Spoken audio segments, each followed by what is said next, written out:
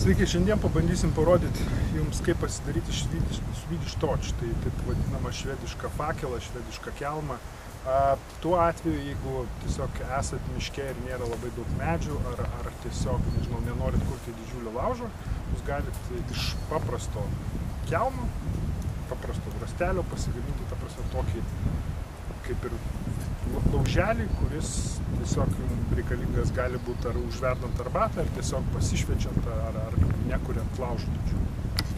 Taigi, tiesiog ką pirmiausia imam, tai susirandam, šiuo atveju mums pasisekė, radom tiesiog po kirtimo likusią kaladę ir ją mėginti perskelti, perpjauti į 4 lygias dalis, kiek tai įmanoma. Tai dabar tą ir mėginam daryti.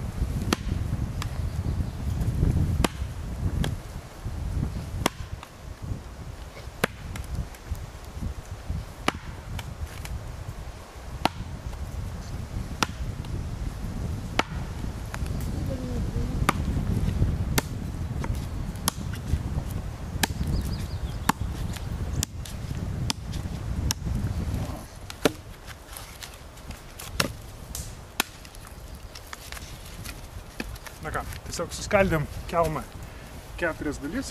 Dabar pranašumas yra tas, jeigu jūs tiesiog pasimsit sausesnį medį, tai viduje, kad ir kaip būtų drėgna šlapia aplinkui lytų, medis bus gana sausas.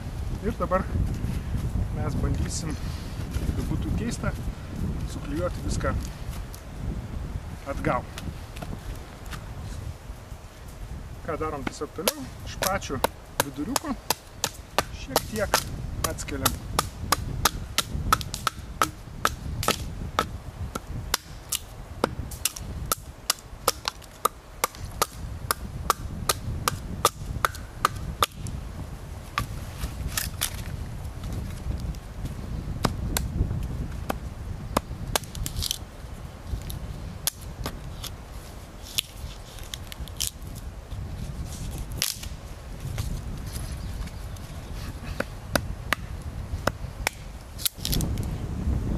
Taip, išsiskaptavom šiek tiek viduriuko ir dabar netgi sudėjom specialiai, ne taip kaip tiesiog suskaldėm, kad tarp malkų būtų didesnis tarpas ir ką bandom daryti toliau, tai tiesiog įsikišti tų pagaliukų į vidurį. Čia bus tiesiog mūsų degimo kamera.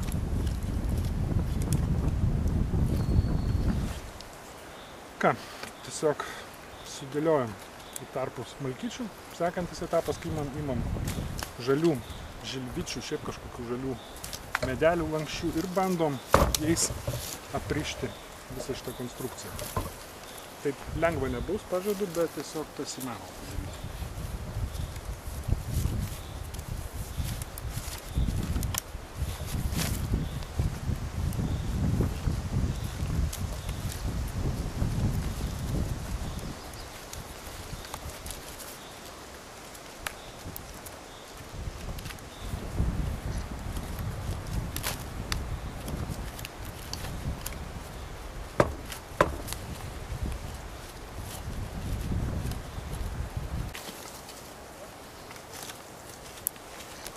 Na ką, 3-4 vytelėm susukom kelmą, jis gan tiesiog tvirtai laikosi vienoj konstrukcijai, gal estetinis vaizdas nėra pats gražiausias, ką dabar reikia daryti, tiesiog užkurti viso šito kelmo vidurį.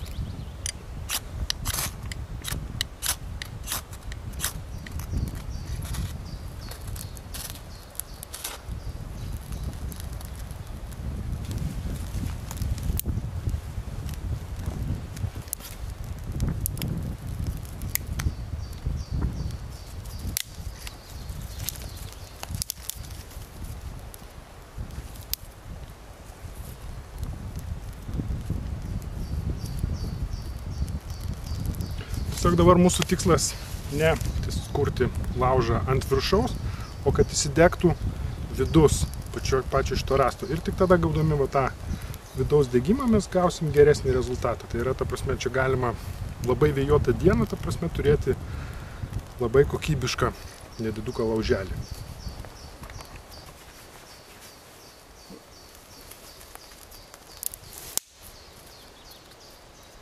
Tiesiog tikslas, kad ugnis įsidegtų viduje tarp pačių rąstelių.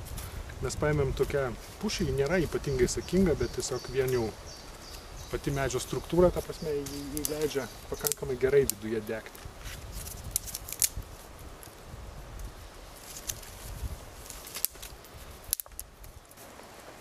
Nu ką, ir kaip matot, laužas jau įsideginėja, bet mums reikia, kad dar šiek tiek daugiau iš vidaus užsidegtų ir tokio laužo privalumas, kad jį galite nusinešti ten, kur norit. Čia atveju štai pasistatom ant kurmiarausi, palaukiam dar keliolika minučių ir galėsim virti, kept, šildytis. Na ką, vidus jau gan smarkiai įsidegė. Tiesiog gal palikom šiai vėjuotai dienai per didelius tarpus, bet tiesiog, galima juos suspausti labiau ir tada oras tiesiog sunkiau vaikščioti. Padarom toliau, tiesiog išsidardom arbatos.